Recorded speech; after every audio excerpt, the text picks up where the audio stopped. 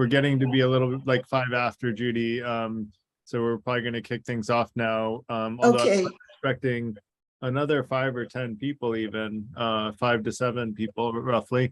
But we'll probably have more people join. Herb, it's up to you when you want to start. Well, I'd give it a little more time if there's that many that We might. got 40 RSVPs, so usually we'll get 20 people. So I'm a little surprised we don't have more, to be honest. So yeah, we got a good number of RSVPs. I can make it. I can take something that I was going to say at the beginning of the talk, and this would be a good chance to say it. Yeah, the talk is in 3 parts, and I'll take questions after each. And it's about human development, and human development is something that you're all familiar with. And under other words, usually you hear the words trying to move toward your full potential, and that's what human development attempts to do. It's a subject that's been around for a long time, certainly over 100 years, but people have been thinking about the ideas since Aristotle as to what makes a person fulfilled, and what makes a person fully developed into all that they had the potential in the beginning to be. So this is this has philosophical aspects and psychological aspects and economic and social aspects. That's how that's done, but it's never been done systematically worldwide. And that's something that Buckminster Fuller thought about. And when I begin my talk, I'll give you a poem by him expressing this back in 1963.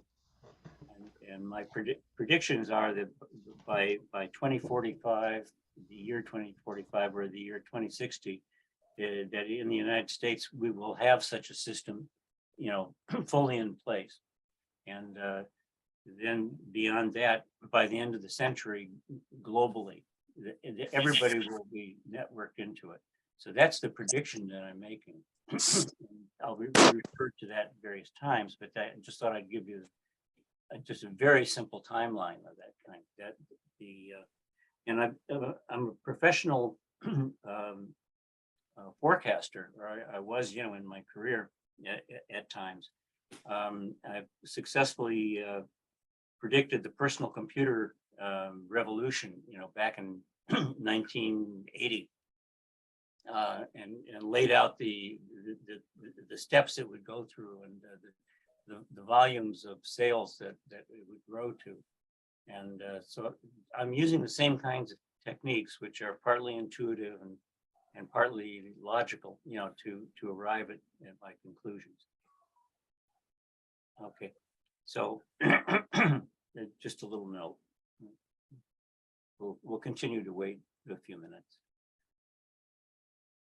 I mean, it's up to you. We don't usually wait more than 10 minutes. We probably will have more people join, but just because I don't want to run out of time for you. And I do have a kind of a pretty hard stop at 9 o'clock, because it usually takes me 45 minutes to wind down after these. And I normally sleep at 9, so it's pretty rough for me because I wake up at 4 to 5 every day.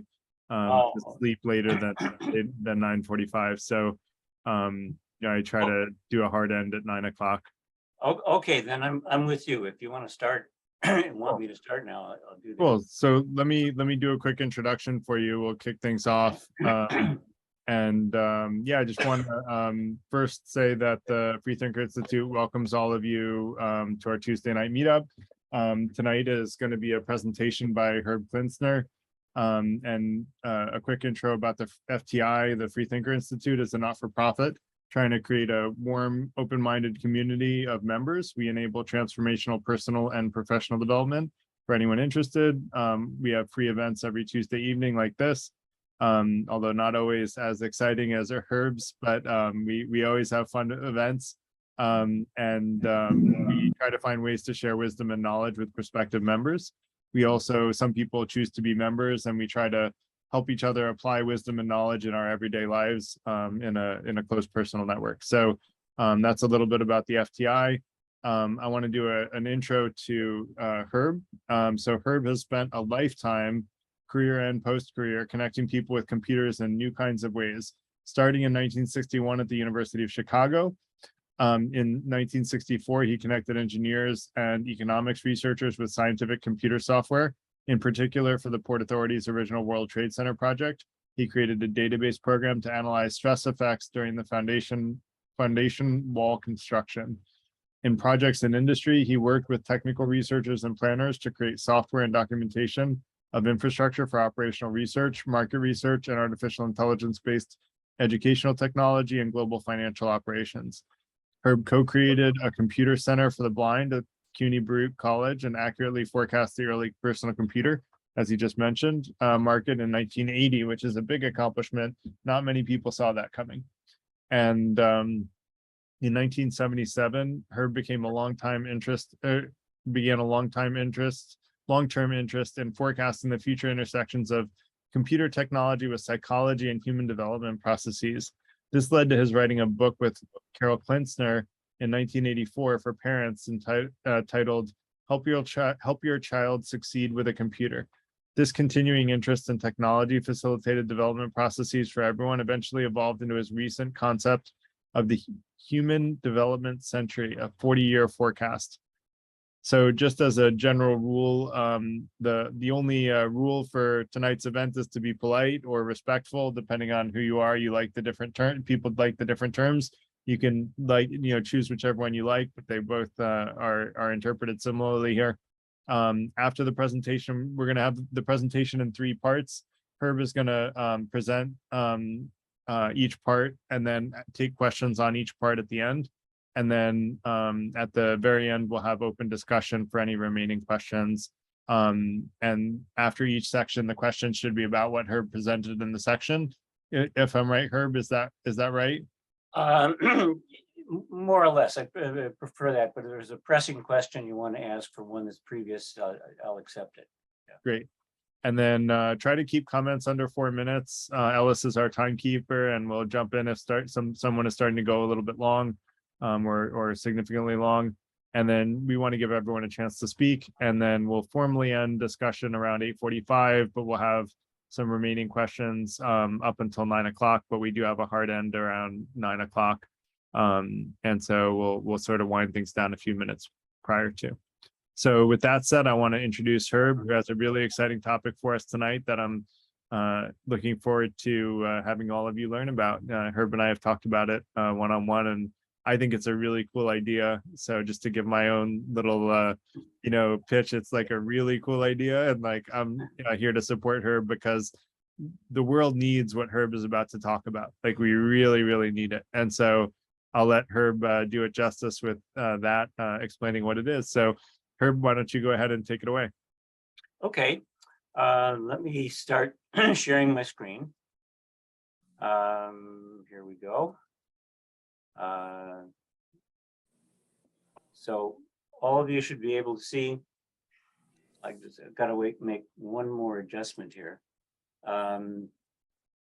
Okay, so this is the opening slide, and I want to tell you what the 3 sections are before I do anything else. The first section is defining and explaining what human development means. The next section is about an invention of mine, which is called the Universal Human Development Account, like a Social Security account, which would help you fund activities that lead to. Herb, just to jump in, sorry, you're in slide. You're not showing the presentation mode. I'm not sure if you're meaning to be. Oh, yeah, you're right. Thank you. Okay, that's yeah, from beginning. Go ahead. Okay, there. Okay, well, now we have it. There we go. Now it's full screen. Perfect. Yeah, thanks a lot, Garrett. No problem. Yeah. Okay, so this framework that I'm going to describe is I call it the Universal Human Development Account. I'll explain why later, but it says universal because it means that everyone gets one, everyone on the planet eventually. And then the third section has to do with the last two lines you see on your screen. This includes an analysis of the impact of technology, individuality, and longevity research on the creation and expansion of the universal human development account, and of the reaching toward the human development century, as I'll define it. Okay, so those are the three sections. Okay, so we'll begin the first one, and we're going to do it with a poem. All right. Okay, I saw Buckminster Fuller in 1983 give an incredible 6-hour presentation. It did have breaks in it, but he had a lot of things to say, and I got interested in it. I bought a whole series of books by him a few weeks later, and one of them, called No More Secondhand God, had a series of essays and poems. And so one of those poems is called The Universal Requirements of a Dwelling Advantage. It means, how can we get, good shelter for everybody on Earth? But in thinking about that, he was thinking further about each individual who's going to inhabit these shelters, and what do they need? And so this is what he says in his own particular kind of language. Therefore, on first priority in design consideration is the full realization of individual potential in order to reach the second derivative. And that means an inflection point, which is an acceleration, something speeding up. So in order to reach the second derivative, full realization for all individuals, meaning everyone on Earth. Okay, so this is 1963 that he's writing this, and I'm predicting that by 100 years later, and a few decades more for the global case, by the end of the century, we will have a system to attempt to achieve this, so that each person can try and have support for this, intellectual support, financial support, research support. So this poem I regard as very important. I'm glad to share it with you.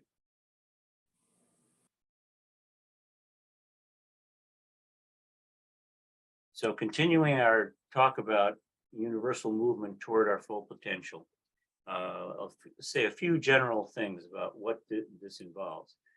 The defining characteristic of 21st century progress at the conclusion of the century will, in retrospect, by the end of that century, will be universal movement toward our full potential.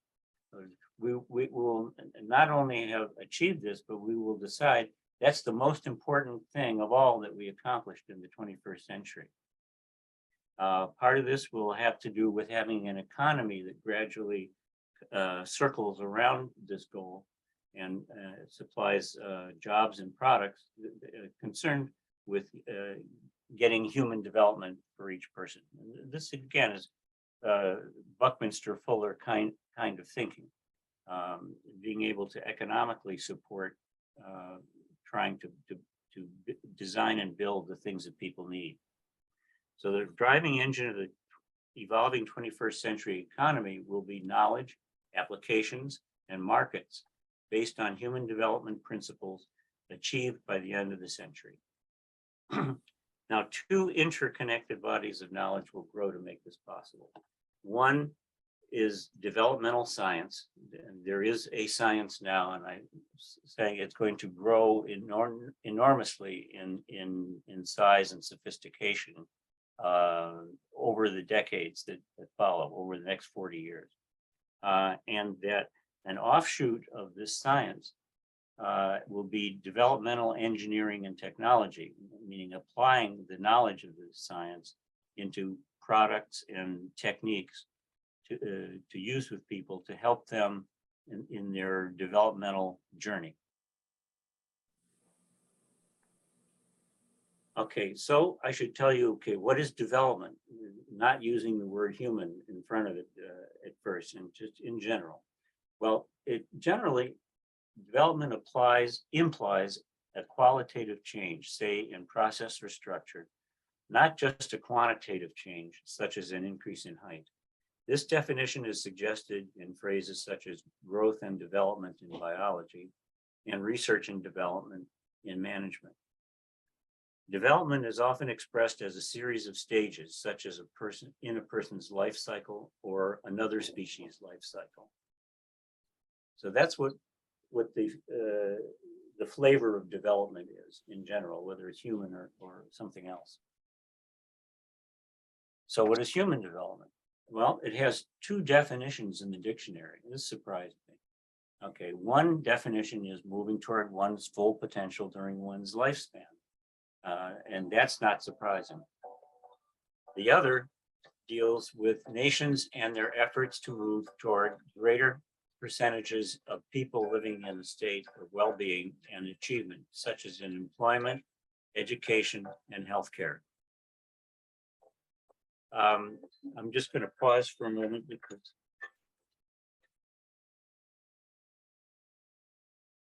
I'm in a meeting, Gail.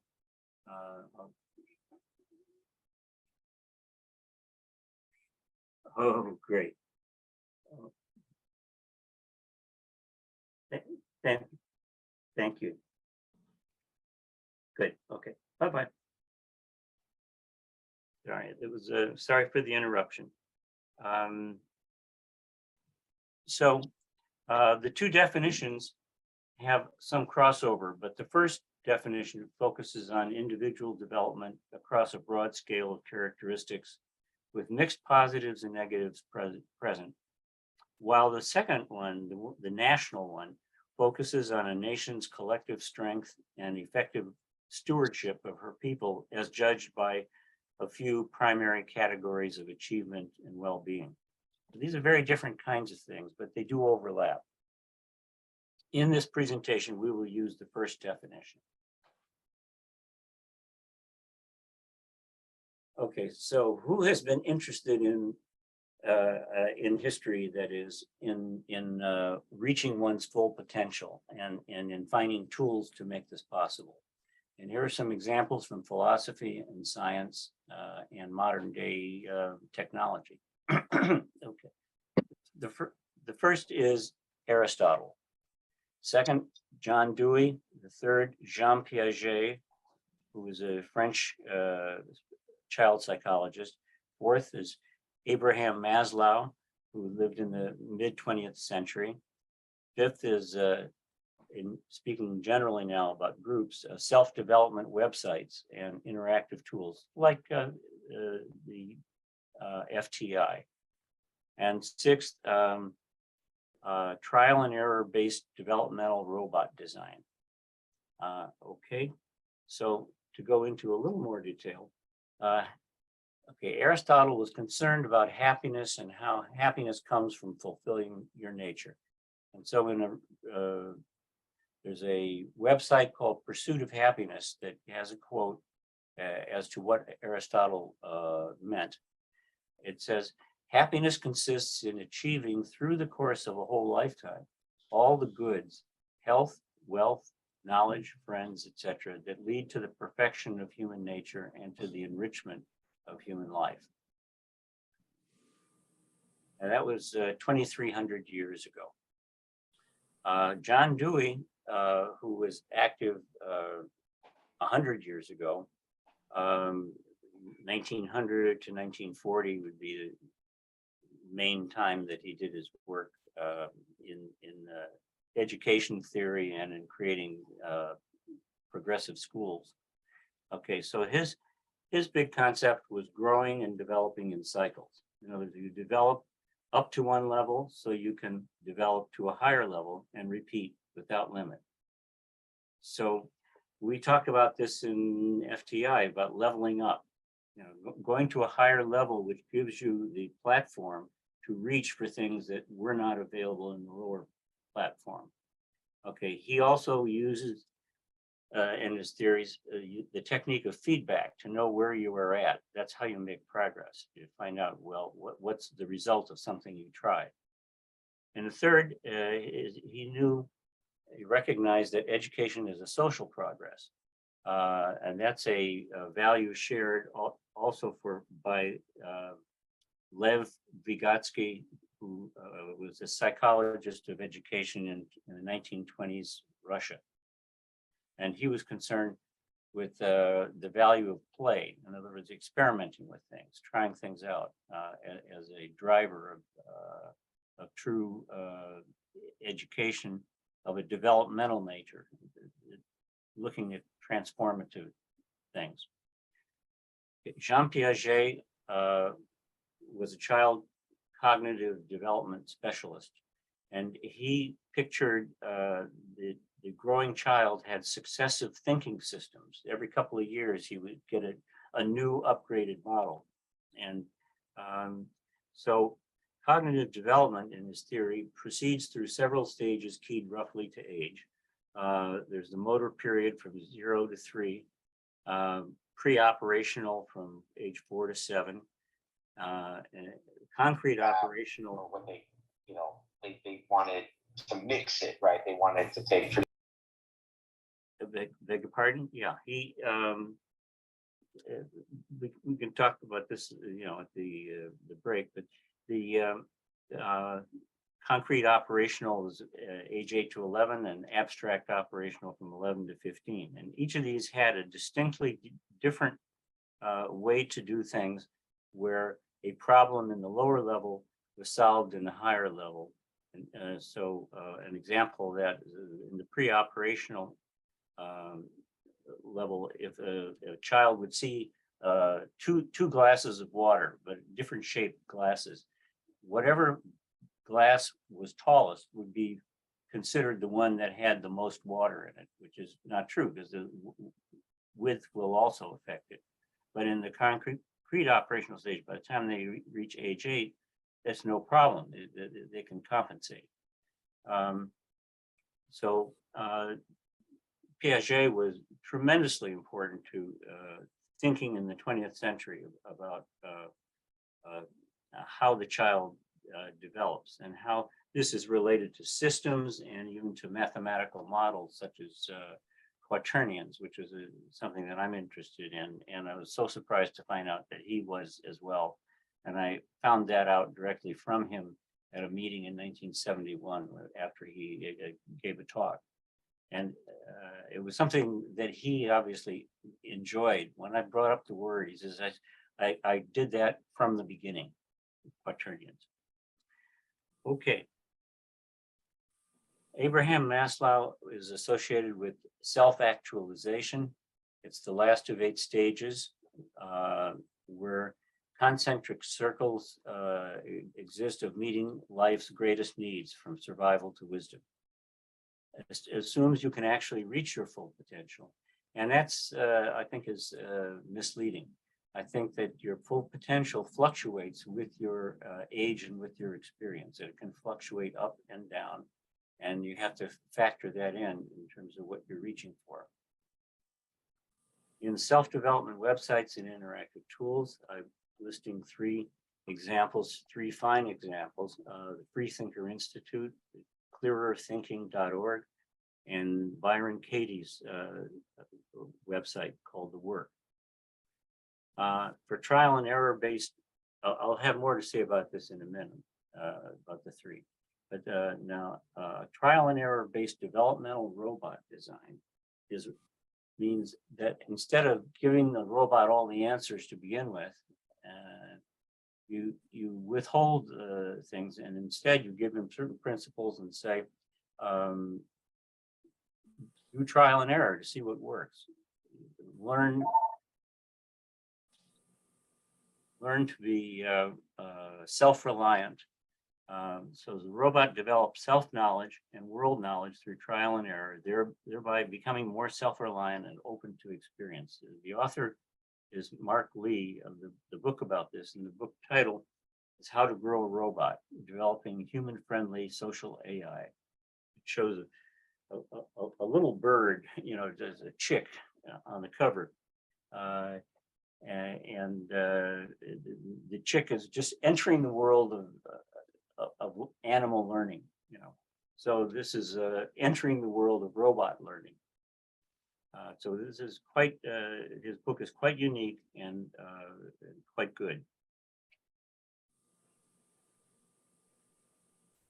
Okay, this is Byron Katie. So she makes an impression on you the minute you see the picture. Okay, on her site, it says, meet your internal wisdom. The work is meditation. It's actually much more than that. It is a method of inquiry born directly out of Byron Katie's experience and how she's solved a very serious problem in her life, being able to function and being stuck. This practice allows you to access the wisdom that always exists within you. Okay. And these two pictures are of Spencer Greenberg and Garrett Lang. And they're here because their two websites are among my list. So on clearerthinking.org, this is a site it's not a social site, but it's a tool providing site. Why do people make choices that they later come to regret? I'm quoting now from material, on that website. A Clearer Thinking's mission is to close the gap between insights from research about human behavior and actions in the real world. We start with the best research we can find and perform our own original studies in order to build best-in-class interactive tools and mini courses that you can use to change your habits, make better decisions, and achieve your goals. Fields like psychology, neuroscience, and economics have produced fascinating insights into this question in the last few decades through the scientific study of decision-making, habit formation, motivation, and cognitive biases. So then they say something very interesting. Our work is focused on closing this last mile problem. In other words, between the research and you on the street, by using high quality research and evidence to build fun, interactive tools that help you understand yourself more deeply, form new positive habits, and make better decisions. I'll say that I've used techniques from each of these two groups that I've quoted from, Byron Katie and Clearer Thinking. I found, a tool that helped me on a particular problem. The methods were very different, but in other words, things like this, sites like this are available to us. And to go to the website of Freethinker Institute, we have the concept that community equals unity plus diversity. Use the community socially to help educate and improve. And this is John Dewey's strategy. Use the school to socialize and help improve the child and the child's application of educational strategies. The 5 intentions are at the core of the site, as you probably know. There's devotion to self-improvement, transparency and open-mindedness, commitment to critical thinking, to maximize happiness while minimizing harm, and eagerness to give and receive love. So it's quite a spectrum of things that are recognized as important. So this ends the part 1 of my 3-part lecture. So I want to open it up to questions. I'm going to stop sharing the screen so you can see me and I can see you. Just a moment, I'll do that. All right.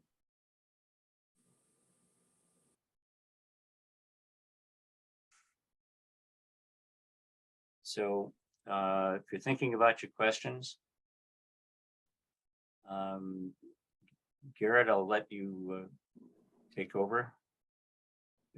Anyone have questions, you can raise your hand so that Garrett will see you.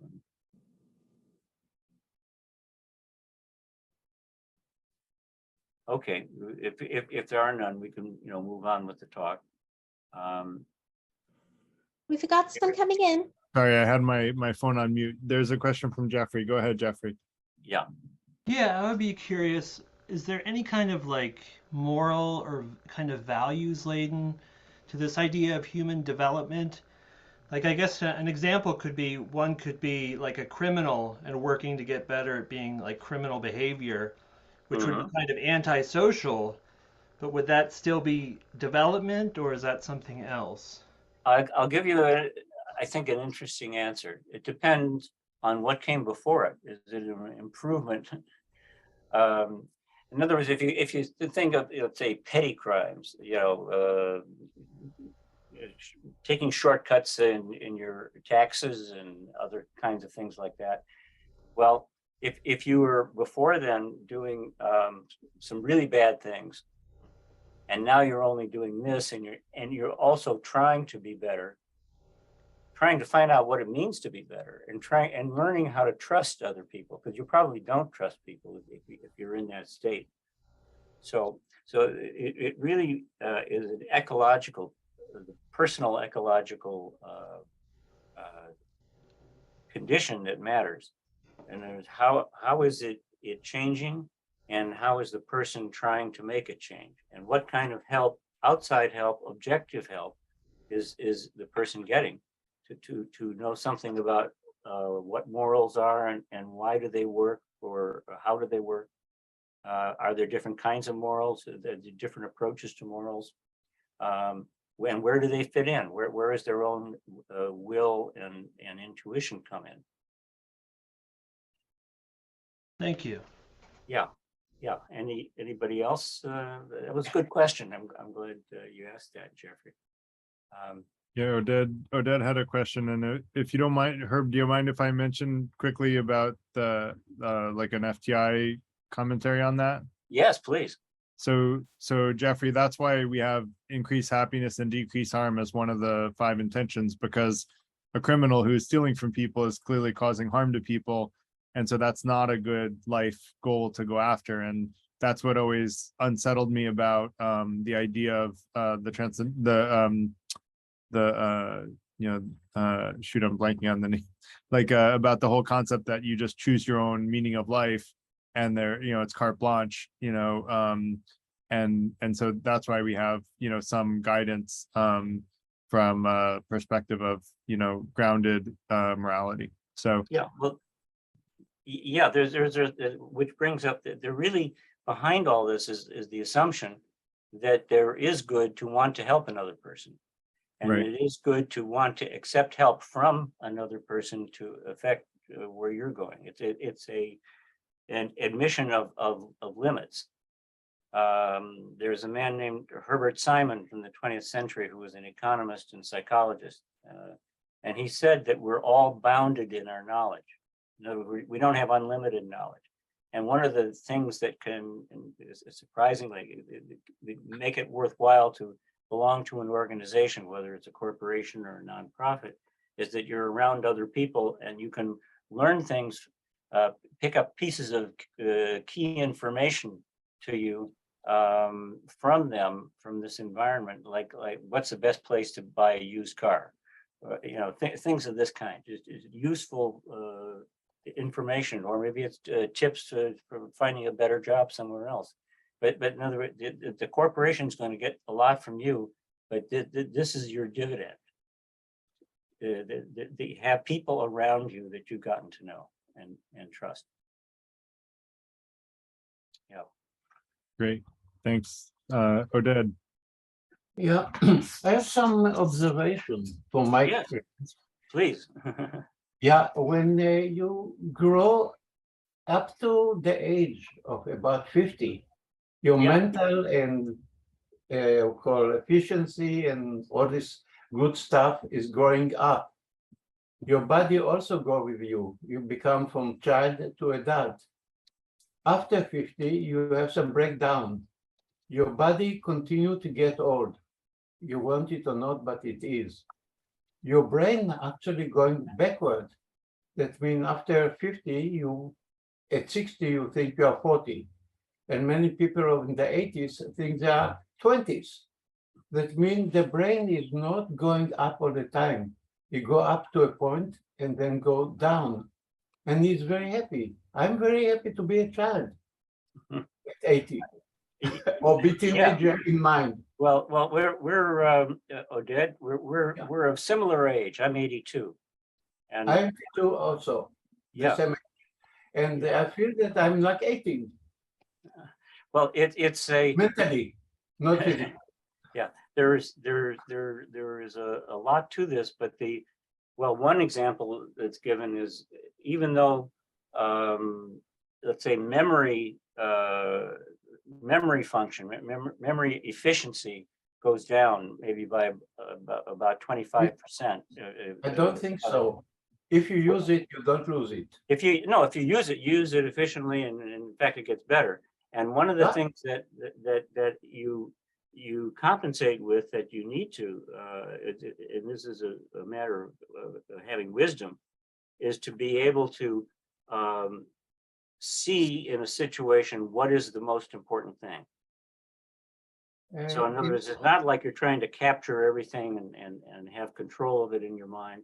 You spot what the bottom line is, what's going to matter, and that ability increases. I understand, but for me, it's just the opposite.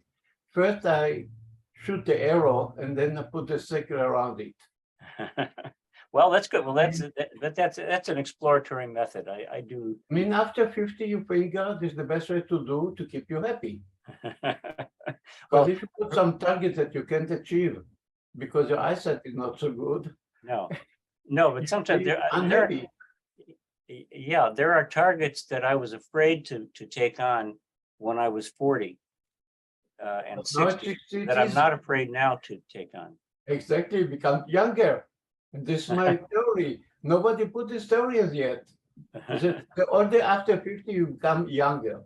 When you're 100 or 98, you do poop in your diaper.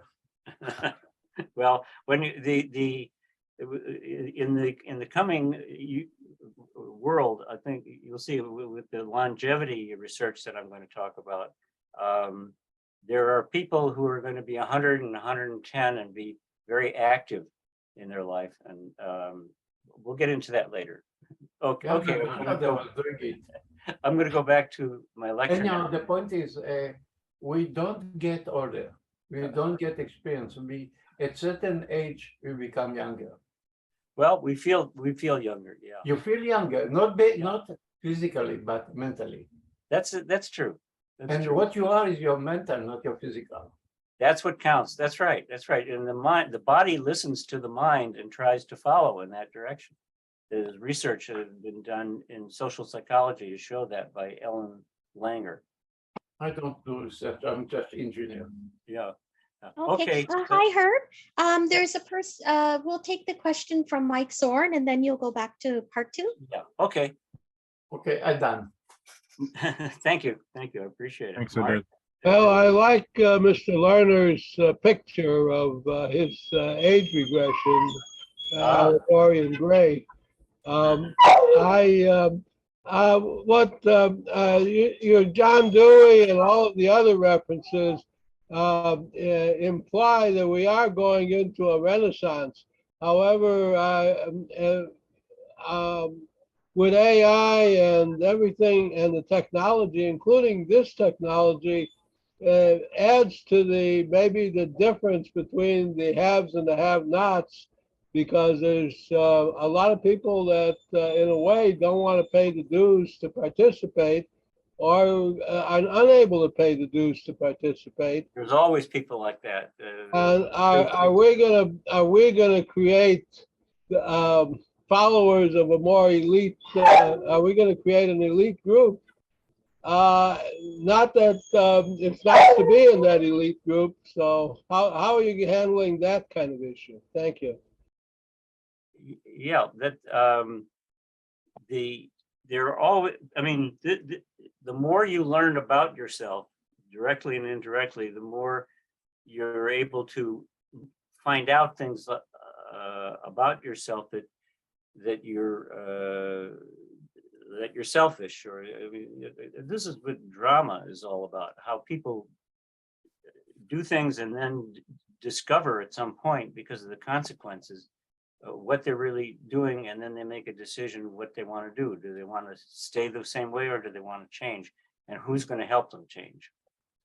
So what I'm saying is that if you have a societal program that gives every single person at least the opportunity to change, not just at one point in their life, but as an ongoing resource throughout their entire lives, that sooner or later,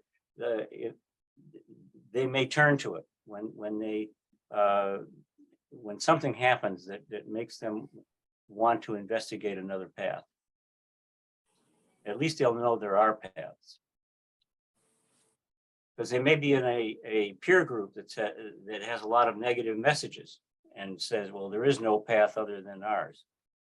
But sooner or later, people, can see paths outside their culture or their local culture. Okay, anyhow, that's my response. None of these things are cut and dried, but humans are going to be humans. They're always going to be humans. The object of human development is not perfection. It is awareness and deciding what to act on. Now I see Shanamara Ferguson saying, moving toward one's full potential speaks to what? Individuality in many respects. Is there something within society that you're perceiving that is moving to support this?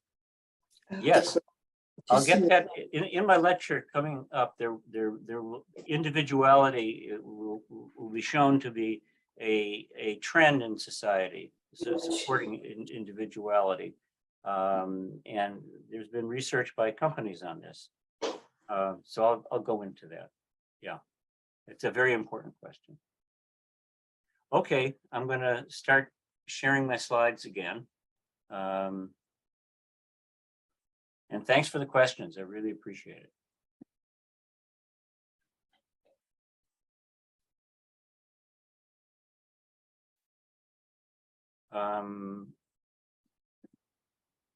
So let me get back to where I was. So just take a moment.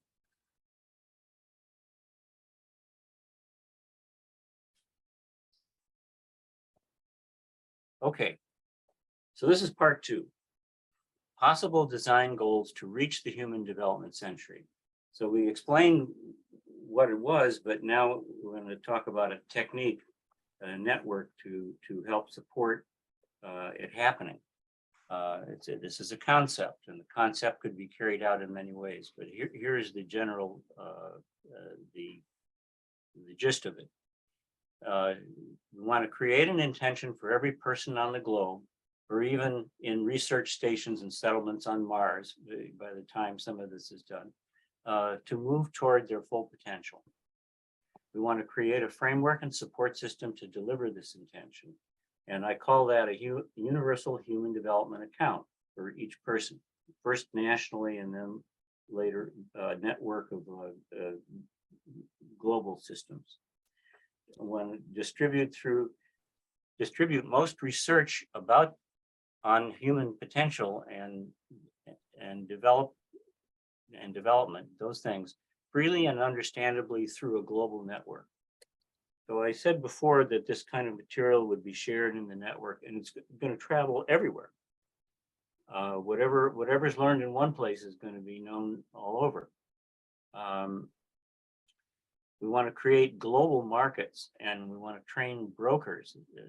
There's people in the middle who try to create markets to help catalyze new products that are individualized, that is custom specified according to the relevant attributes of the individual. So you got to know what the attributes are of the individual that are relevant, and then you want a service that will custom specify a product that helps you do whatever you're trying to do better with those changes from what the standard might be. Now, this is for goods and services. So it's not only making a pair of clothes that somebody's disabled and needs done in a special way. This is also, let's say, a curriculum or a small curriculum and a large curriculum to be able to tailor that. So tailoring ideas have been around for a long time, but tailoring tools have not been extensive. They're going to become very extensive, very widespread. By the end of the century, we want to develop an economy and a network of volunteer activities that are centered on human development through a universal movement toward full human potential, as described in Buckminster Fuller's goal. So we're saying now, beyond just having the framework to help each person develop further, we want to have an economy that is focused on this. The economy can do many other things too, but by understanding differences between people and human development processes, it will be able to make better products and more products that will expand an economy and have more people involved in these things, especially coming from whatever their specialties are, which could be geographical specialties if we talk globally. So what is the concept of the UHDA? Well, it'll provide, this is a feeling for how it might work. Just very 50,000 feet high view. Okay, the UHDA program will provide funds to encourage and help people to move toward their full potential. Yeah, this we know. Guidelines for appropriate individualized spending categories could be determined by input from an independent research-oriented community, which to give guidelines, which will make use of available research data so that the ongoing research becomes more and more detailed and useful as it's used, both for the individual and the community. So the more that people use the UHDA system, the more research information and developmental science ultimately it will generate. So there's an academic side to this that's very important. Access is to a mixture of funding, both traditional and creative, public, private, family, and personal. Those are all different categories. And I'm saying that they will be blended to the sum of them will be applied to, that's what you have to spend on things. And maybe different people will have different amounts available, but you try to do it in a way that works financially and practically in the world, or at least start that way in order to get something to happen. Spending levels may vary from year to year, depending on how much money, say, the government's able to fund, but and the same thing with private and family and personal. Now, there's some follow-up actions I would predict by the user and the system. Okay, people achieving financial success through UHDA support are encouraged to contribute to the maintenance, research, operations, and funding of UHDA programs through mechanisms of further investment in human development technology. And if that's an investment, they're putting money in, and they can make money from that if it's successful. But these are funding sources, new funding sources. People who've been through the system and said, this makes sense, it helped me, I wanted to help other people, and I think it's a good, not only a good idea, but a good investment. So try to make use of those kinds of techniques. Research information and reports on development processes are available, or I should say will be available, without charge to everyone associated to the UHDA system. This means a floor level, first floor is free. The upper floor is, you have to use some of your funds in your account, but research information from all the relevant disciplines that affect human development. And I imagine there'd be some kind of AI system to help a person digest this kind of information, so that you get the bottom line of the what the research is telling. The attitude to be encouraged is that human development is everybody's business. Building the UHDA system will be like building the internet. So this is an ongoing developing thing. I have to recall from when personal computer industry started developing, it did a lot of things to help bootstrap its own work, and one of them was to have FAQs, in other words, frequently asked questions, to help people self-educate themselves on how the system works. So that's how I see this as the ethic of the system. And finally, what is the style of the UHDA? Well, unlike common experience with Social Security accounts, UHDA accounts will be designed to be non-bureaucratic to the maximum extent consistent with being fair and responsible. They need not be federally operated, although are likely to be federally regulated. So those are just some initial conjectures about what things might be true of such a system, what characteristics might it have, what would be desirable for it to be like. Okay, so this is the end of part 2, and I open it up to questions again.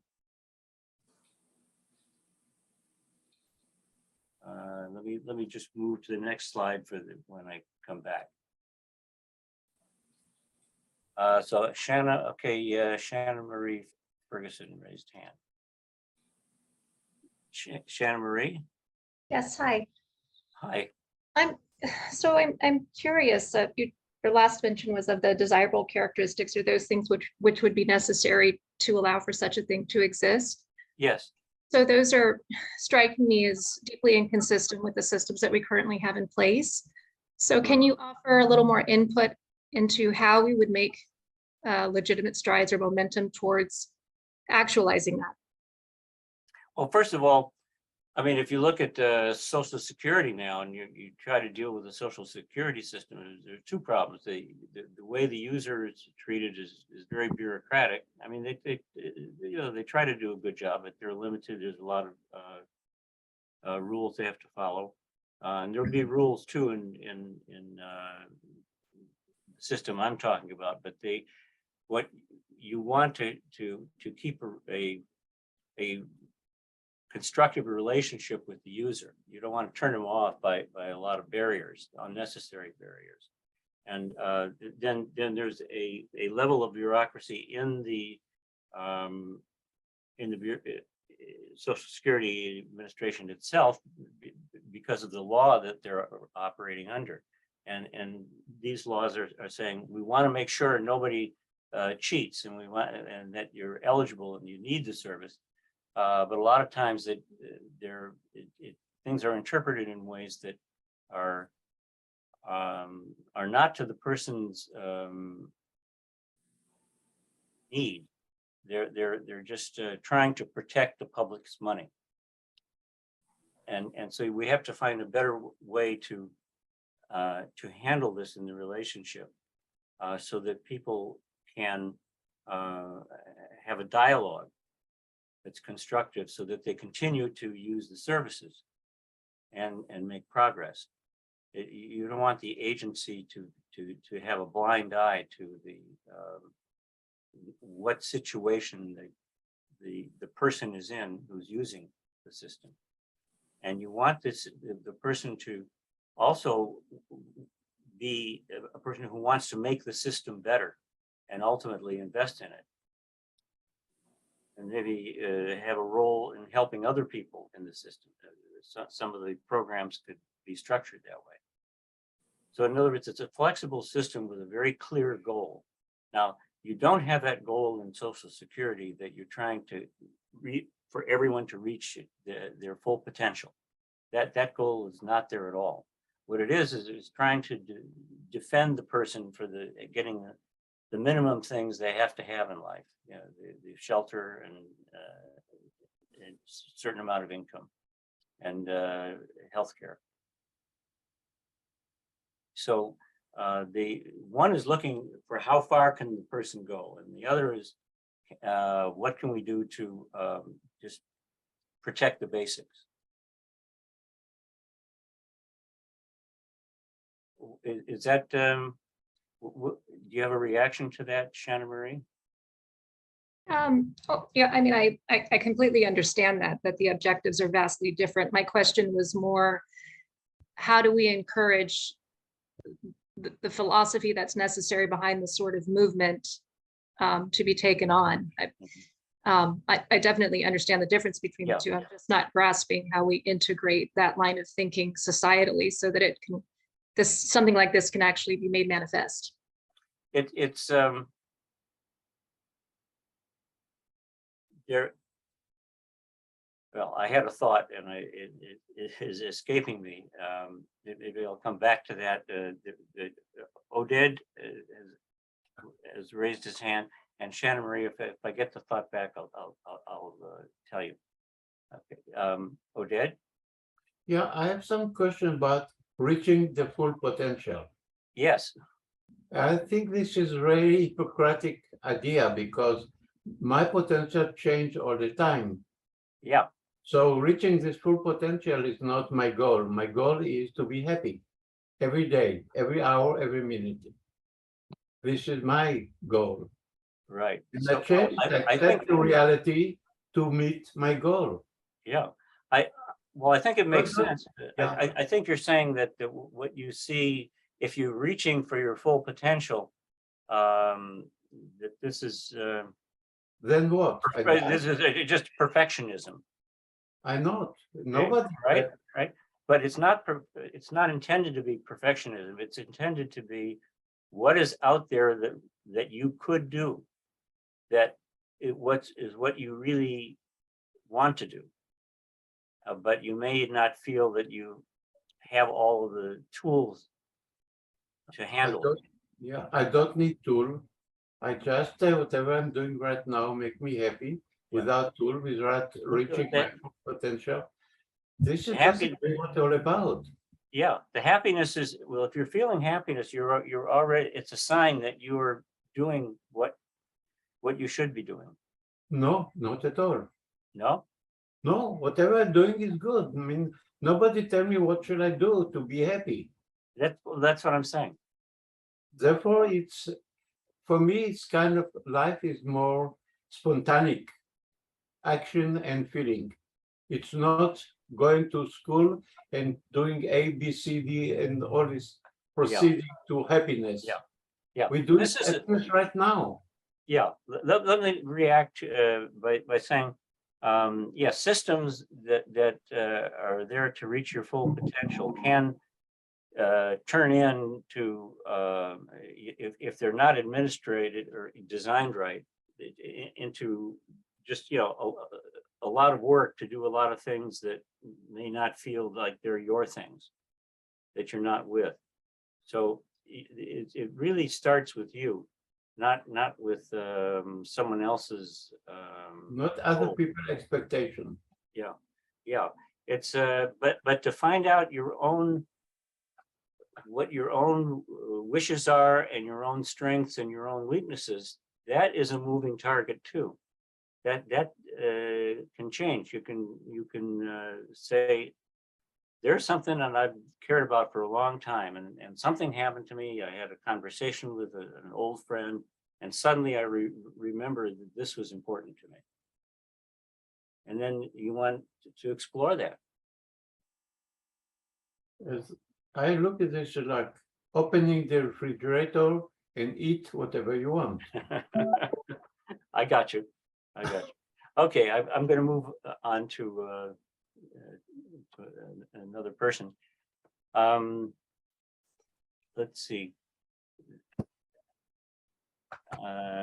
Shanna Marie. So I want to come back now. And what you were wondering how this would work out in practice and be different. Right? Can you put on the screen the goals that were there? Because I don't, I have a terrible memory, Herb, if you don't mind. And what do you want me to put on? Shane Marie was saying that the goals that you had laid out were maybe diametrically opposed to the direction society is going in, and I'm trying to remember what the goals were exactly. These were goals that were they on just before I ended or earlier? I'm trying to remember. Shane Marie, which ones were you referring to? Was it the slide right before he ended?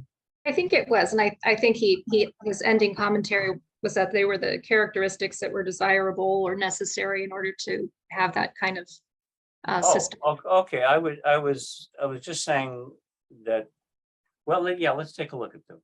Okay. Yeah, if you don't mind, just put them up on Yeah. the screen and then we can talk about them specifically.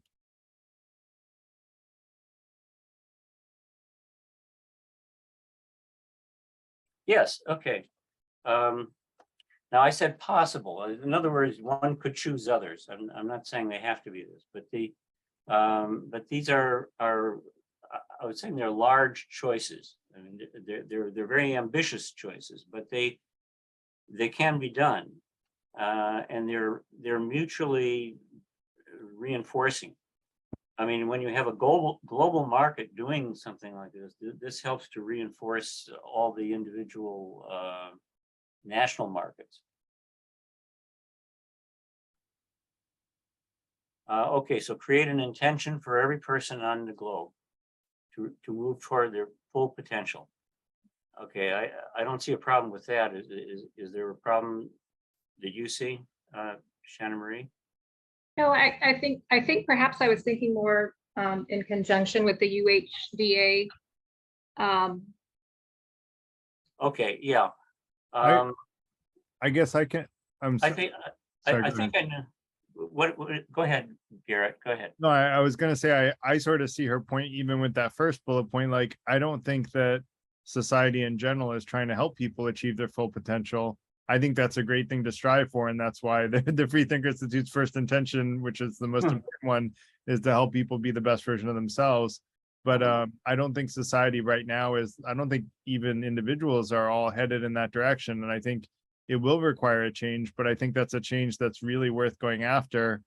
And Herb and me and many other people are trying to move things in that direction, in my perspective.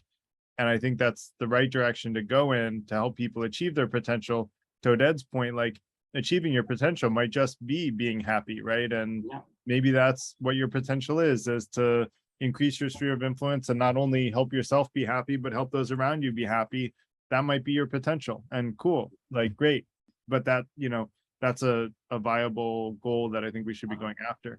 Is that Garrett? I have a comment now. It's something that I remembered that I was trying to please. remember before.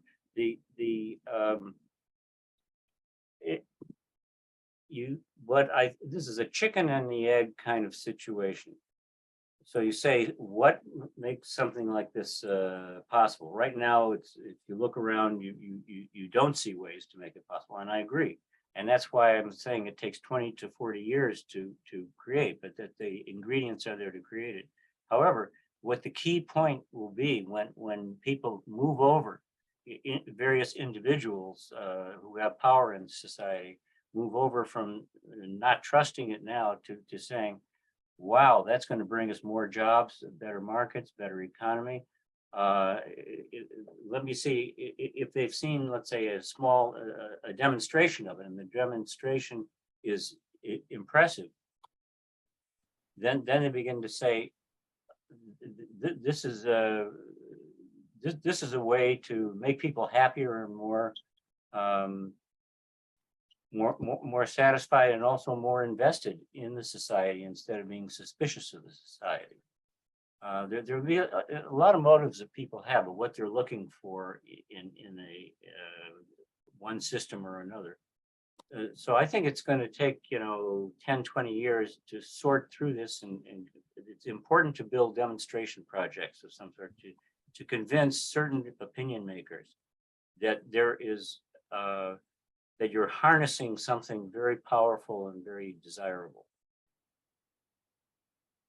That's why I feel that over the timeline that I give, that something that's like on this slide is capable of happening. Obviously, there's nothing to make it for certain, but I think that the other trends that I see are, which I'm going to go into in a minute, are supporting of this. Will give reason for it to happen.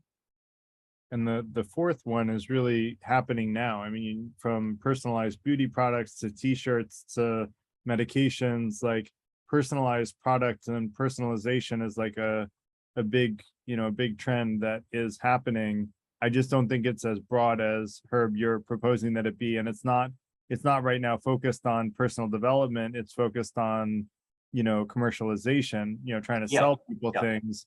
Whereas what you're proposing is to use personalization for the good of the individual, which is a much more altruistic way of using personalization. Well, no, but there's a step in between where you don't have to believe in the good of the individual to want to participate. In other words, if you can get more information from the individual that lets you individualize it because of the research done on individual differences, and each person knowing what their individual differences are, and then having, let's say, it in an electronic form that can be sent over to a vendor to make a proposal to give the person what they want. This is what I see is going to happen. In other words, that people can go from their self-interest to see that individualizing is a superior way to make money. Yeah. No, I think it can help both the individual development as well as be profitable. With that said, Herb, we don't have other questions, so if you want to go on to part 3, we're also running a little late on time. So okay, I'll do that. I'll just make the comment that the research required for understanding individualization is in itself a tremendous contribution to developmental science. Okay, so. Yep. Okay, I'm going to continue now on the talk.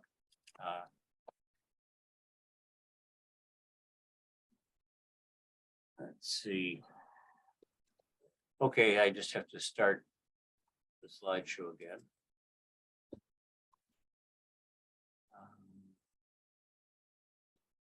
Okay, so technology, individuality, and longevity are going to make a big difference, each one of them. And I'm going to show in a short form how. I mean, it won't be very detailed, but it will give the messages. Okay, we'll take technology first and then the other two.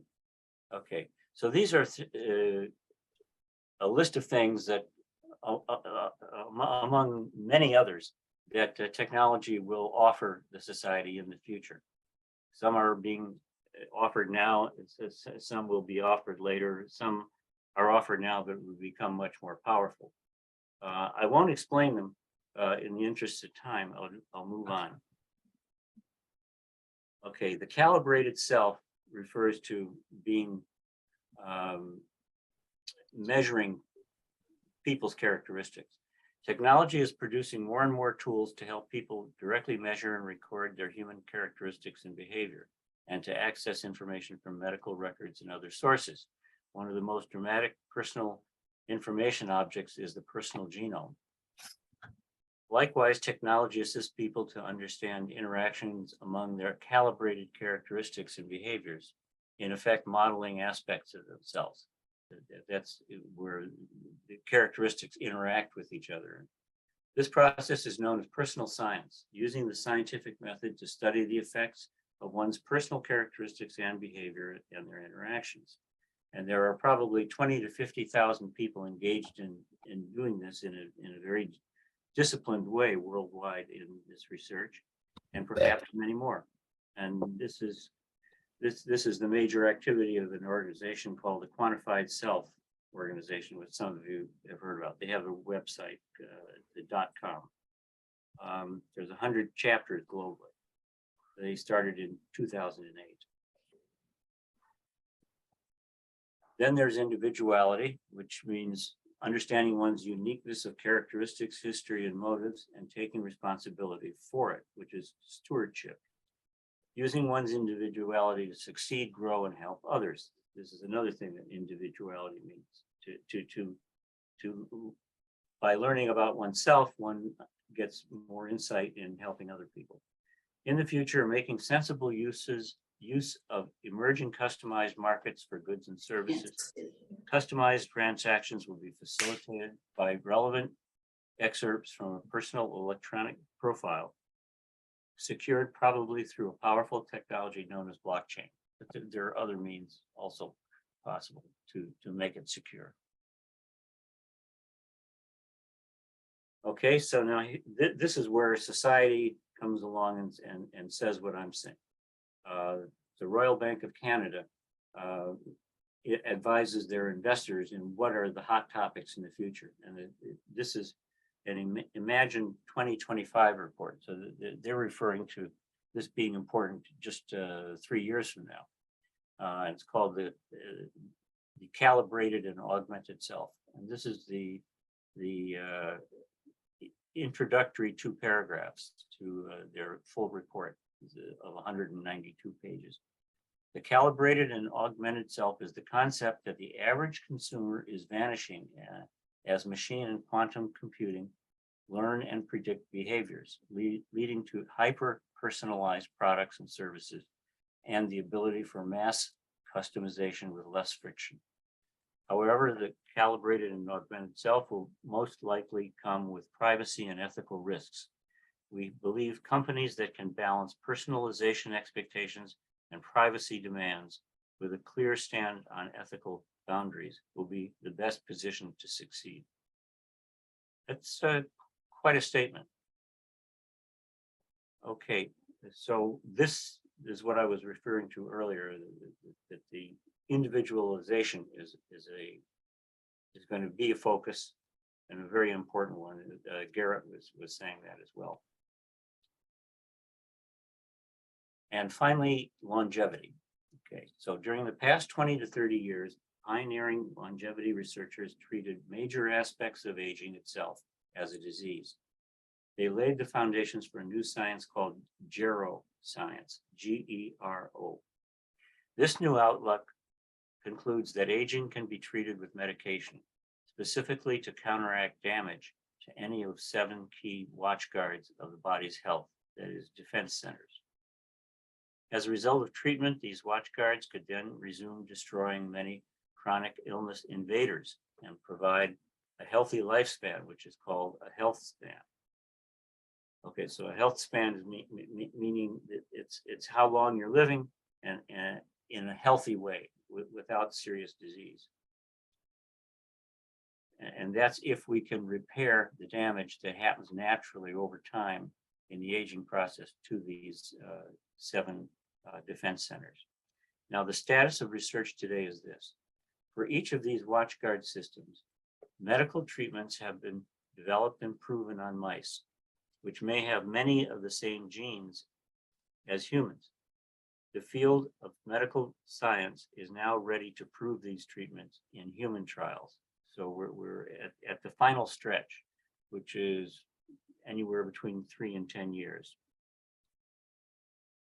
But you have to prove this for each one of these medicines. Each center has a different medicine to fix it. Here are the 7 centers. Some are familiar, some are not. Cell senescence means old cells that are not functioning right, to zap them before they infect the cells around them. Inflammation, you know. Mitochondria are the energy producing cells or factories within cells. They're not cells, they're factories as a part of the cell. So to quality control the mitochondria, there's a defense center for that. Protein homeostasis is meaning the body produces proteins. Sometimes they're not arranged in a proper form. They're like, if you imagine they're supposed to be in the shape of a triangle and they come out in a much more distorted form. Then they're not only non-functional, but they can cause trouble. So there's a defense center to put them back into the right order. The immune system, you know about.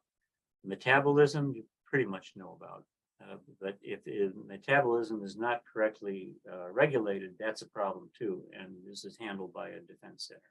And finally, the epigenetic system to control genes, to turn genes on and off at the right times as you're passing through different environments.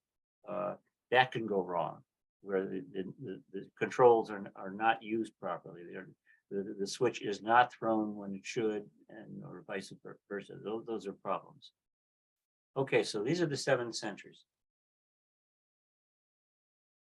So here are the estimated healthcare cost savings of a long disease-resistant health span. If these various treatments work on humans, then the following consequences are expected for many people. 10 to 20-year expansion of lifespan. This is referred to as delayed aging. A long health span because of elimination of long periods of serious chronic illness, before death, such as heart disease, cancer, and Alzheimer's disease. You eliminate that, you have tremendous healthcare savings.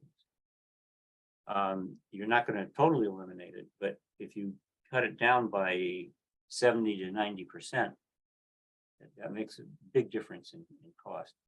How much?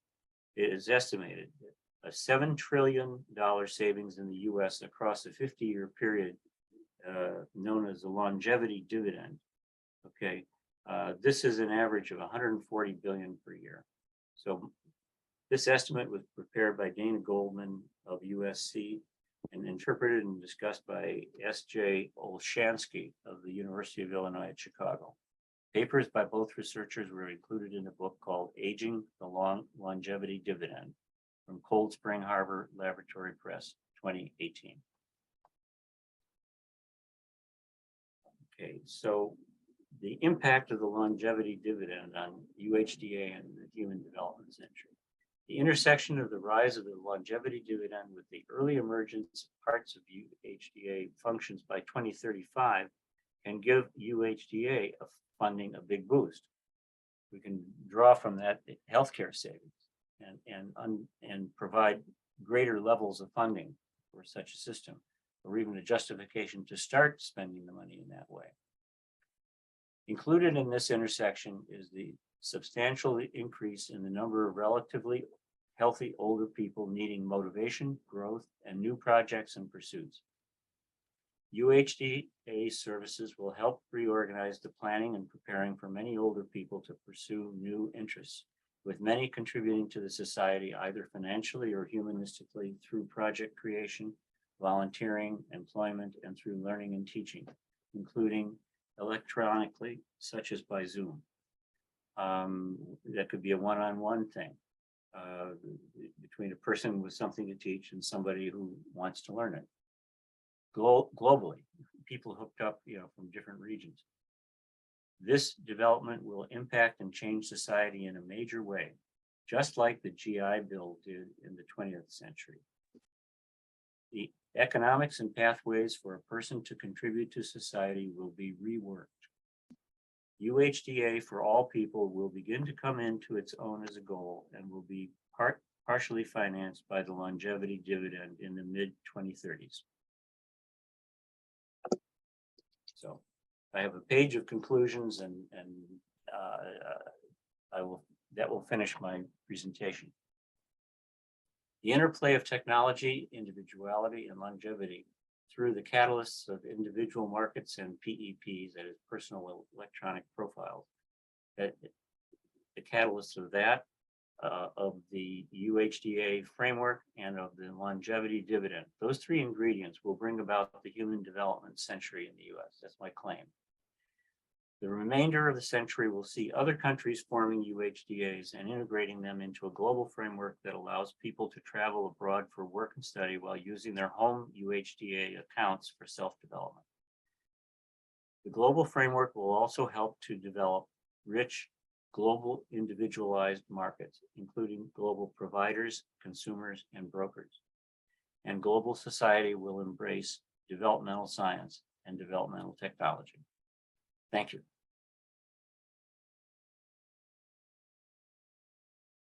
There's a few questions. I'll flash them quickly up here. These are questions you might ask, just to think about for a moment. And a couple more.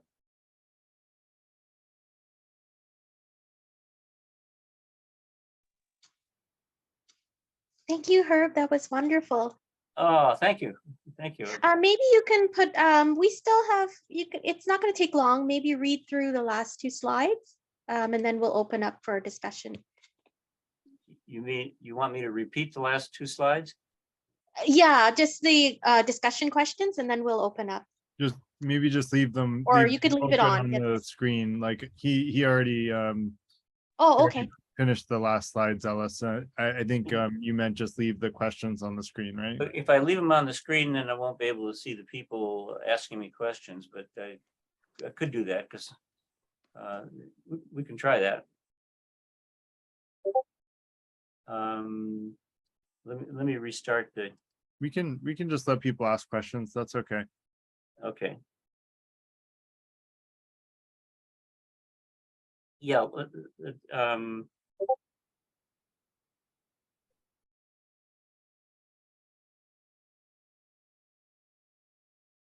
Anyone have questions on the last part of Herb's presentation?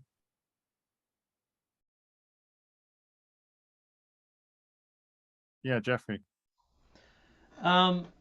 You had talked about demonstrations. I would wonder, has there ever been any kind of demonstration of a program like this that you can reflect on? And also, I was also curious if you think there's any overlap between your idea and the idea of like a universal basic income, which I know there have been some kind of little experiment. Yeah. I think the UBI is both similar to and the opposite of the UHDA. In fact, that's what kind of gave me the idea of the UHDA, because the UBI does not specify what the money is to be used for. But Andrew Yang said that the some people were using it to develop themselves or to learn how to be in a new market, for a job or for especially a small business, to be an entrepreneur. Well, that's leaving a lot to chance, and a lot of the money is not going to be spent that way.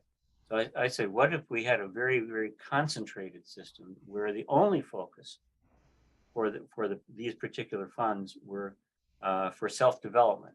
Now, you might have other ways of handling people's safety net needs. That's a different matter. But I wanted to pull out the human development from all of these other social programs where they get lost, where they're really not being honored or effective for questions of this kind. And so I said, what would that kind of plan look like? And then I began to add more and more detail. So the UBI is an example of how not to do human development. That's what my opinion is. Thank you. Yeah. Yeah, and if I can also bring back up his other question was like, has there been a demonstration of a program like this?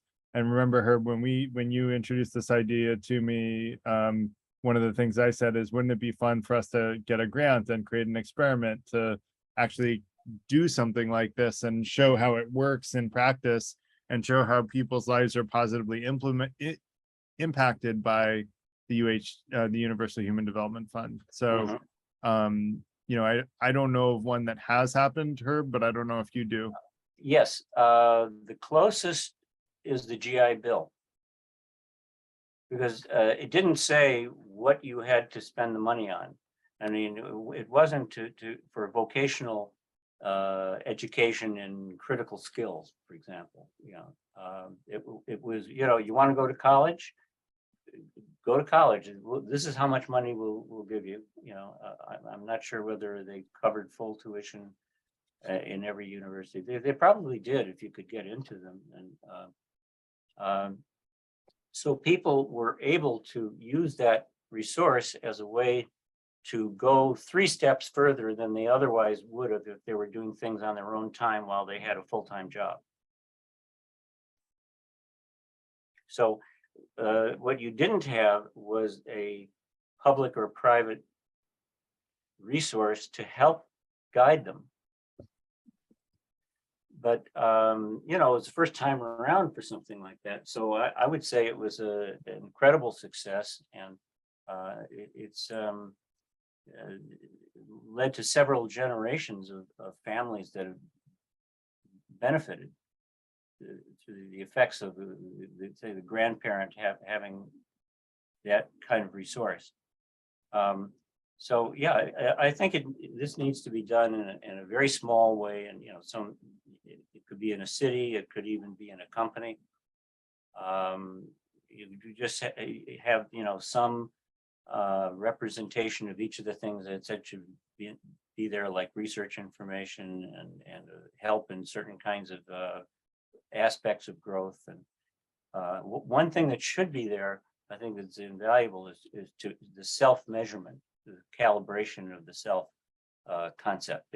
That should be present in all implementations.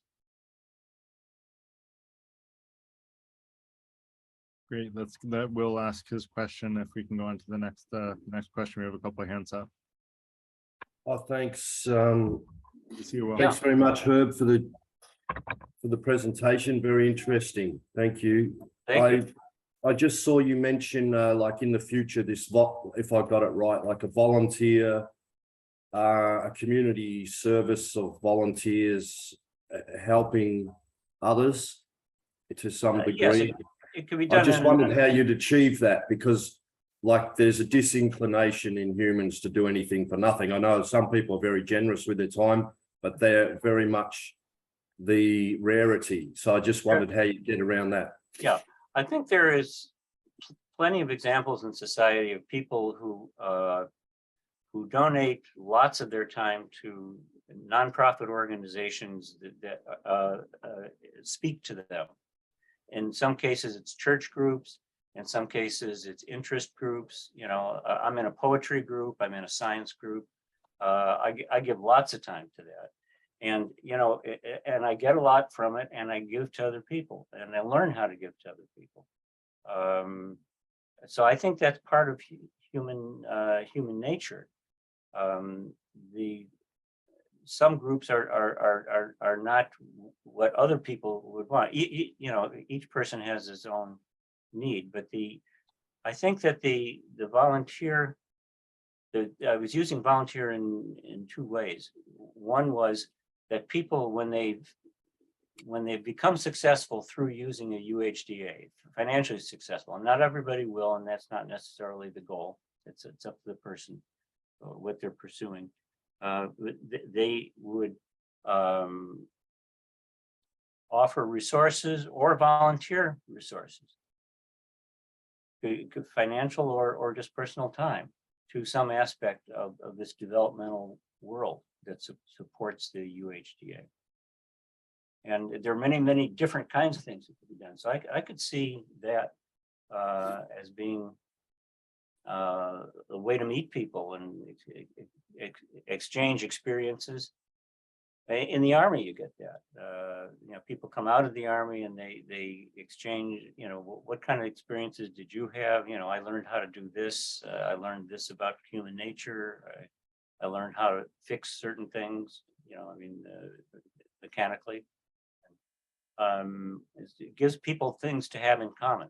So in other words, after a society having lots of people that have used the UHDA, they'll have that experience in common. I haven't even thought of that before, but that common experience will be invaluable to move the society to this next level of the human development century, where human development is central to everybody.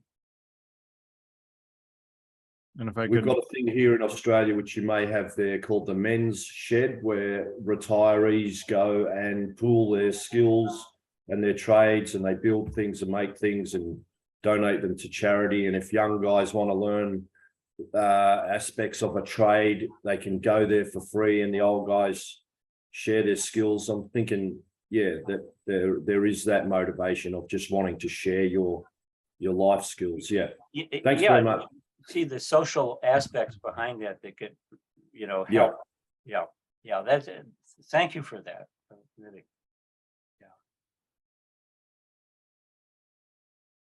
and if I can throw out another, one of the goals of the FTI is to create a community where people both give and receive, where everybody's kind of helping each other.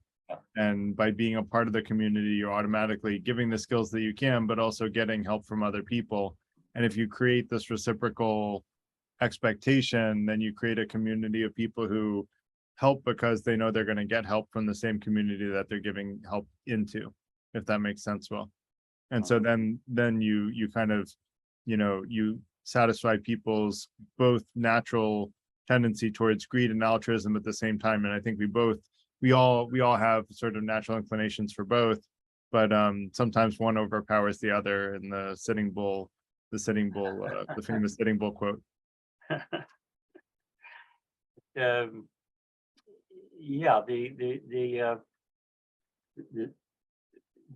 I made a comparison during the talk about the three different organizations like FTI, and then clearerthinking.org and then Byron Katie.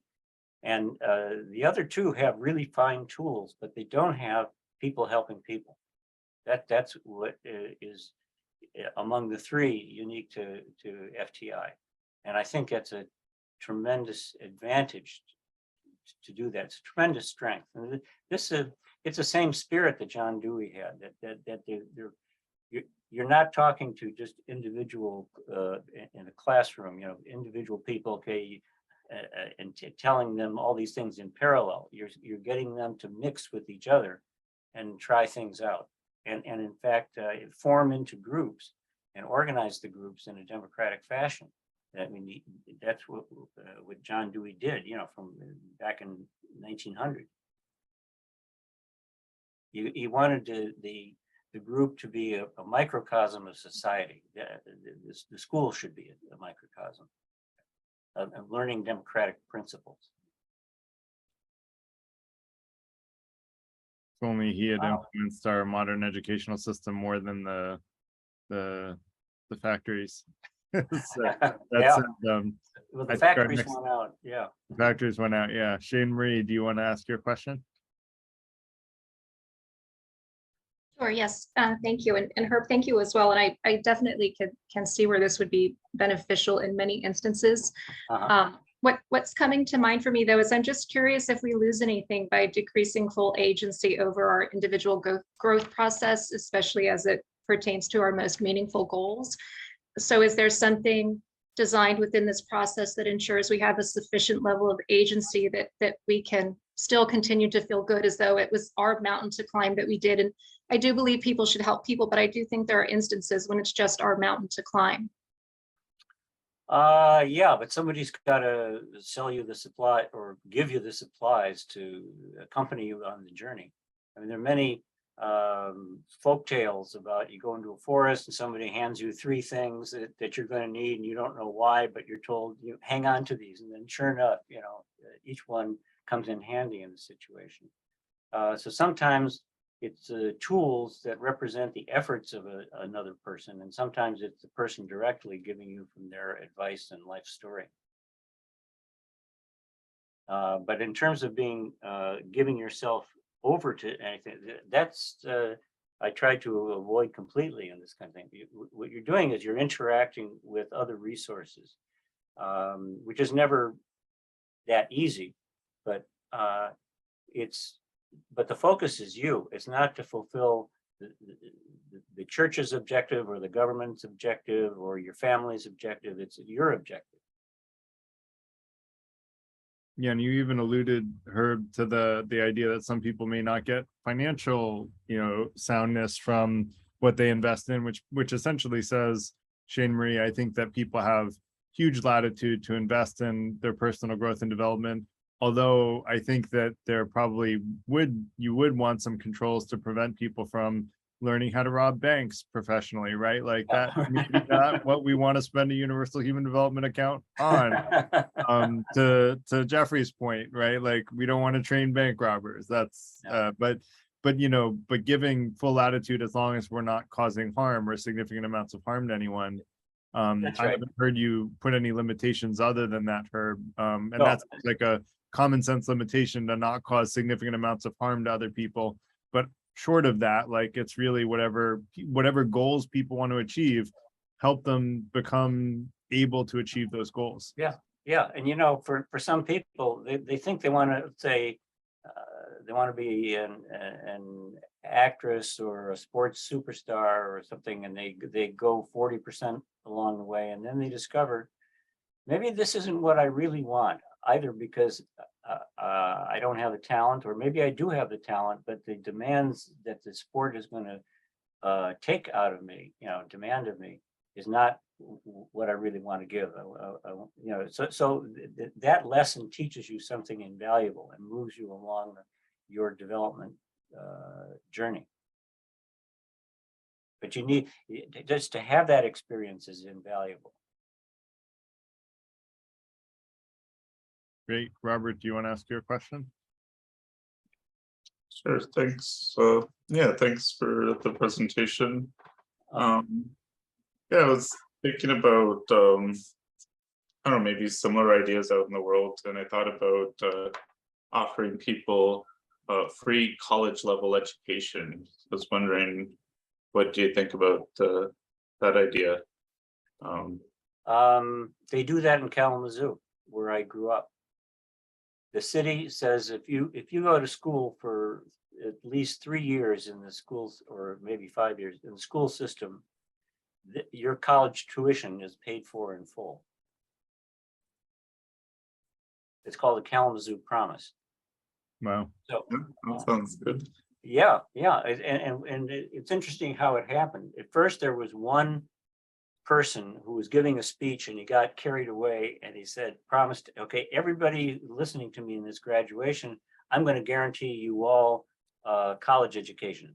This was maybe a junior high, graduation.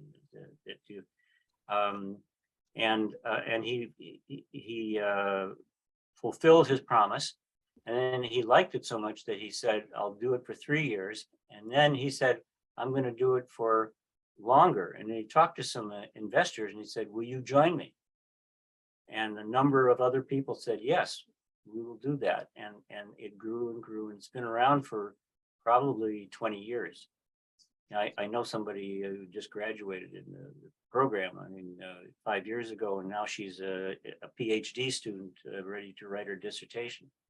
And so giving a person a chance to do something where the doors would be shut, or even where maybe they could have managed on their own, but they didn't,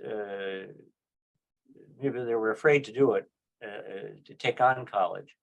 But if you say, okay, it's free, then you say, well, maybe I'm braver than I thought. And it's for free, and the society values it. Let me try it.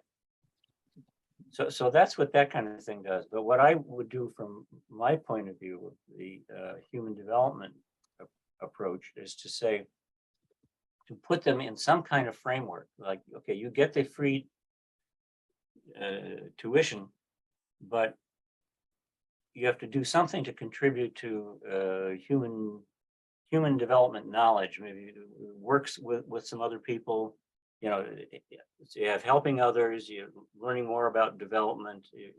So you make development the big value, and you look to have the whole system support the increase in the knowledge about development and the participation in things having to do with development. You put it more on the map. Okay, so that way you not only give them the free tuition, but they're in a system that just by its presence helps remind them that they can control their own journey. and be responsible stewards to it. Good, thanks. Yeah, thank you for the question. It's very good.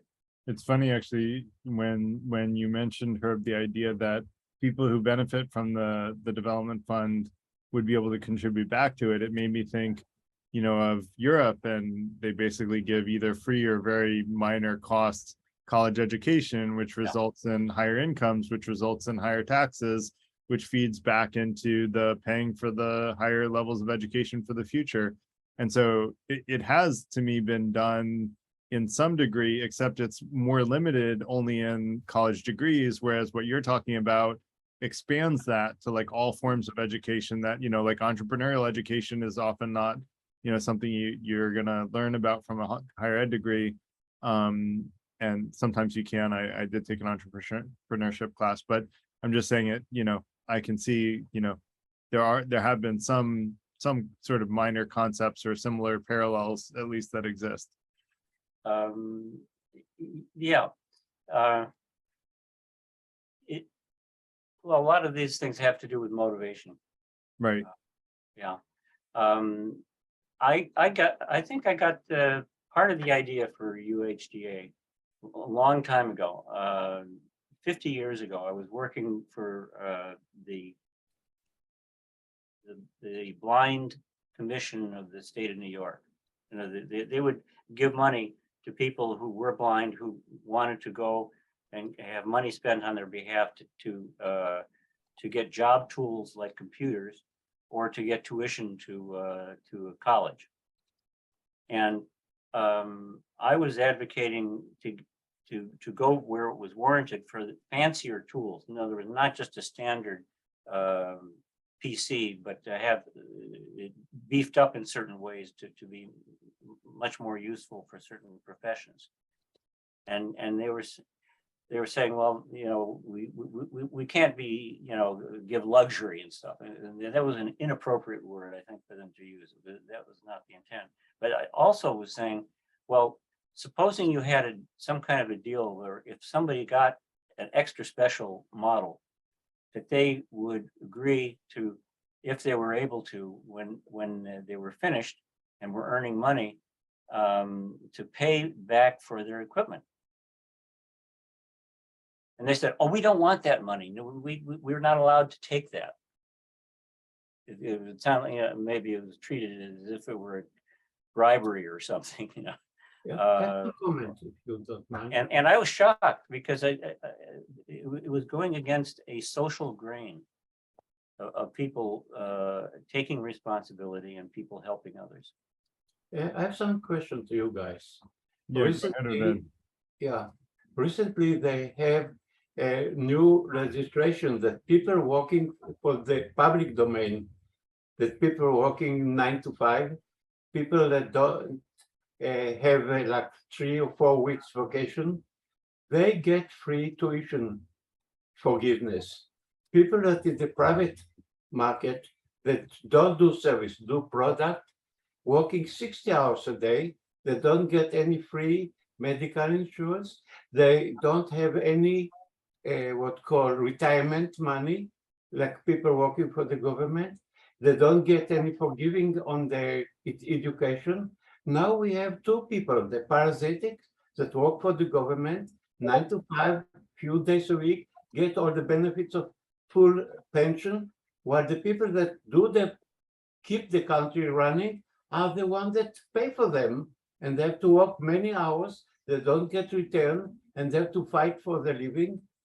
So where is the idea that means saving the public is benefits today?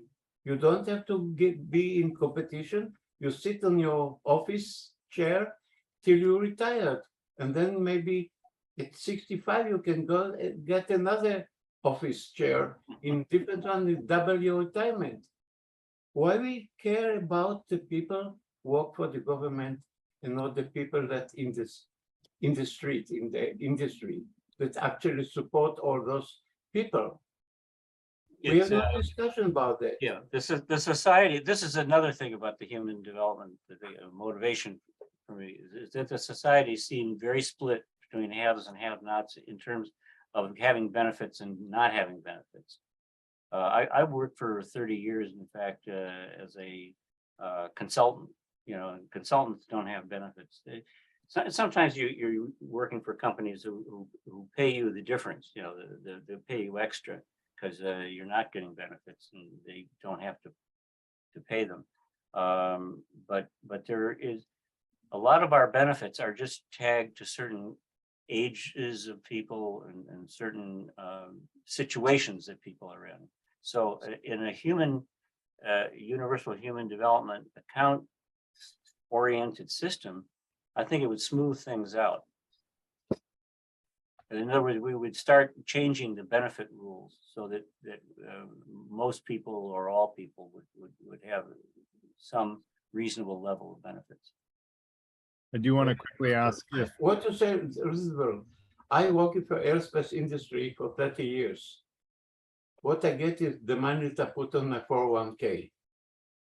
People working for the government can retire at 65 and get 8% of the paycheck, plus the Social Security. So as they get few medical, I have to pay for that. Why is the difference? Why we create this society of, I call it, people living on the back of other people? It's a good question. Nobody concerned in this group? so. That's a much bigger question, whether or not it's happening and how much it's happening and whether or not we should do something about it. I do want to invite people that haven't spoken to ask questions. Okay. If we could, Samantha, Tony, EB, David, Sun, Jenny, if any of you have questions, we would love to hear your questions or comments, feedback, anything you want to share.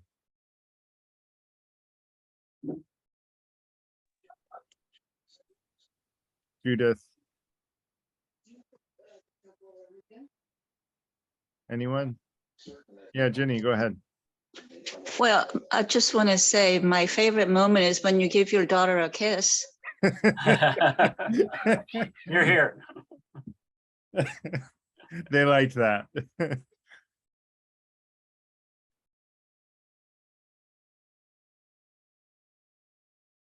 Anyone else? Then we'll let Shane Marie go. If anyone else wants to speak up after Shane Marie, just raise your hand and we'll call on you. Just quickly, I was curious that there was a mention of motivation. So I'm curious how we address any, and I don't know how large or small this would be. So it sounds like you're talking about equal opportunity or equal access to these sorts of things. But how do we address the issue of motivation? I don't know how significant that is. I think sometimes we presume if opportunity is available, everybody would run with them. But I don't know that that's necessarily true. I don't know to what extent it is or isn't true. But how do we encourage motivation? Because I think it seems like maybe those are the people we would like most to participate that maybe won't choose to, even with these sorts of opportunities. It's a really, really good question. People have to see themselves as belonging in the picture of the thing they're joining. If there's something in their cultural groups makeup that says, "Oh, we don't do things like that," because that's just an reasoning why it's not a good thing to do. And then there's the personal skepticism of, oh yeah, they say they want to help people, but it's really a scam. You know, there's a suspicion, a level of suspicion, and you need a level of motivation to overcome that. And there's I think it's called, fear of failing versus fear of missing out. They have to convince them there's something to miss, that you're going to miss out on if you don't do this. So first you need people who use the things that you then feature them in little videos and things, and humanize it, let people know what it means. So it's not the most beautiful thing in the world, and it's not drudgery either. It's something involving people. And then you would want to get some kind of group. Could be a church group. It could be some other a civic group who says this is a very interesting experiment. We need more thinking like this in the society in order to overcome the polarization and the pessimism in the society. So If I could add 2 cents to that, Herb, like one of the lectures that I gave was about how to set your ambitious life goals and achieve them in a state of what I now call positive flow, because people pointed out some nuances to the definition of flow.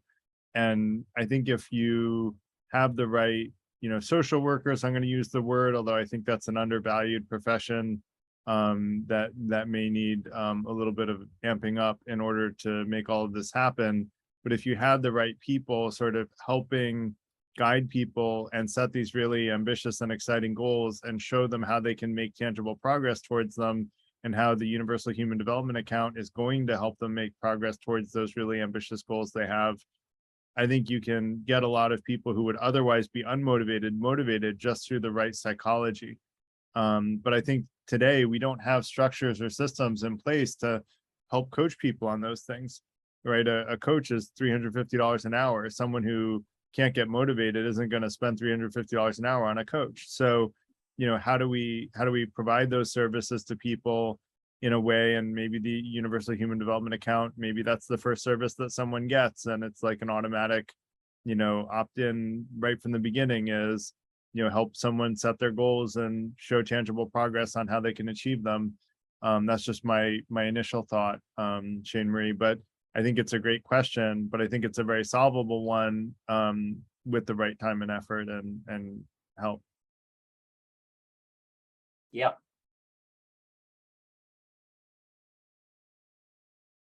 This has been very exciting tonight. I just really enjoyed all the kind of nuances behind all the questions, and it's different parts of life that are being visible, and so it makes me feel like the Human Development Account is a live thing. I mean, it may not be in existence, but in people's minds, it's right now in existence as a how would this work? Would I want it? Is it possible that there is a route to it? That's the kind of thinking that I want to help happen. So I'm glad to be part of the group tonight and do my piece, and I've enjoyed it.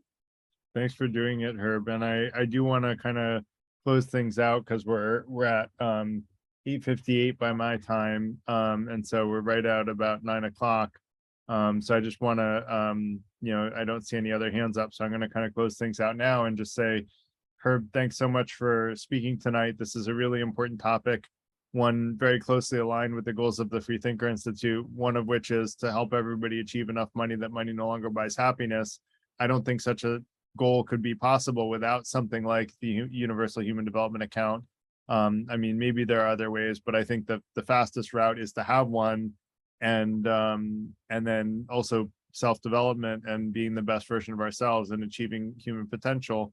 This is right in line with that. So I'm here, I want to see this come into reality, and I'm really excited to have you present it to everyone tonight.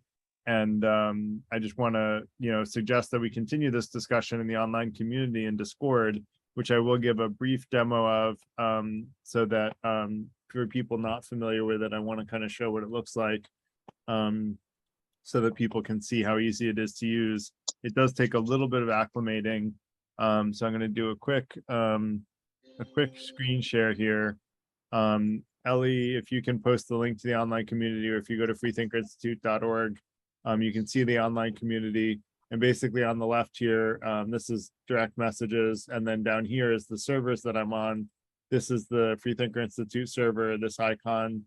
And then you can see the different channels or places that you can talk. And you can see the rules here. Really, the only rule is to be polite. Although there's some other guidance too for anyone that's not clear enough for. And respectful or polite, we use different terminology, different ones in the different people in the organization. And then, under professional, there's different topics. Under intellectual, there's a product management bootcamp that we teach, suggestions of partners. And so you can basically type in any of these, and then there's voice chats as well. And then if you click on a section, it'll hide it unless there's new chats there. So that's a little tip or technique, so that you'll only see the new chats. If you close them out, you'll just see the new stuff, and then you'll see when people write something new. So that's a quick introduction to the online community. And lastly, I just want to thank everybody for participating, and remind everyone that next week we have a panel on consciousness. So if you've ever been curious what consciousness is, where does it come from? What's the root of consciousness? How do we facilitate expressing ourselves through consciousness? All of these types of things are going to be things that we try to address next week. Some of us feel we have answers for them, but as usual in the Freethinker Institute, you have to use your own judgment to decide what you agree with and what you don't. That's one of the foremost things, is that we all should learn to trust our own judgment and hone our critical thinking skills so we can rely on our own judgment really in a solid way. And that said, hope to see all of you next week at the panel on consciousness. And I want to thank you all for coming. I hope you have a great evening. Thanks everyone for participating. Herb, thanks again for your great presentation and for the really cool ideas that you're bringing into the world. And I hope we can all sort of play a part in making them a reality. Sounds good. Thanks a lot, everybody. Thank you, Garrett. Have a good night.